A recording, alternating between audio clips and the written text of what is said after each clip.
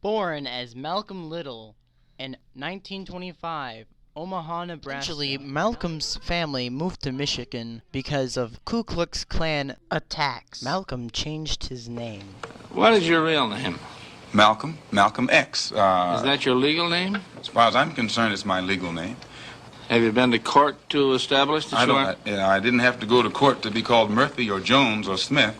Excuse me for answering you this way. That's all right. If a Chinese person were to say his name was Patrick Murphy, you would look at him like he's insane, because Murphy is an Irish name, a European name, or the name that has a Caucasian or white background. And if it doesn't look proper for a person who is yellow or Chinese to be walking around named Murphy or Jones or Johnson or Bunch or Powell, I think it would be just as improper for a black person or the so-called Negro in this country, as we're taught by the Honorable Elijah Muhammad to walk around with these names. And therefore he teaches us that during slavery, the same slave master who owned us put his last name on us to denote that we were his property.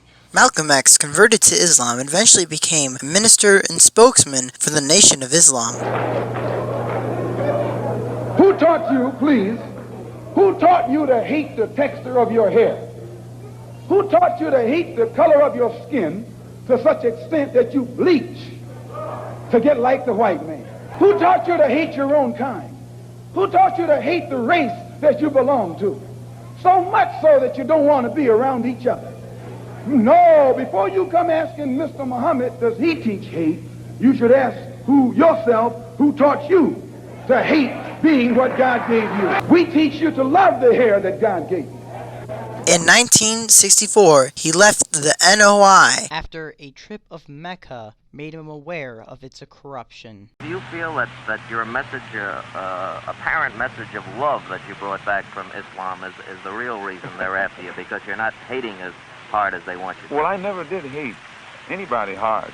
But I do know that when I wrote that letter saying that there were white people in Mecca, it shook up a lot of Muslims, because most of the Muslims who follow Mr. Muhammad absolutely believed that it was impossible, physically impossible, I should say divinely impossible, for a white person to go to Mecca.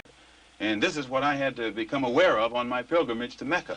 I could see then that there are many white people in this country who will side with the Negro in whatever he has to do to protect himself.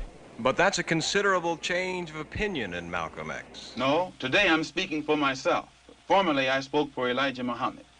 And everything I said was, Elijah Muhammad teaches us thus and so. I'm speaking now from what I think, from what I have seen, from what I have analyzed, and the conclusions that I have reached. After leaving, he was marked for assassination by the NOI because of his knowledge of their corrupt behaviors and wrongdoings. He was assassinated by the NOI on February 21st, 1965, at the age of 39. Early in Malcolm X's life, he did not believe in the peaceful protests such as Martin Luther King's actions. But after he left the NOI, he foreshadowed his death in his autobiography, which shows his transition to the devotion towards his people and his life of near poverty, which highlights the human possibility of achievement and his legacy.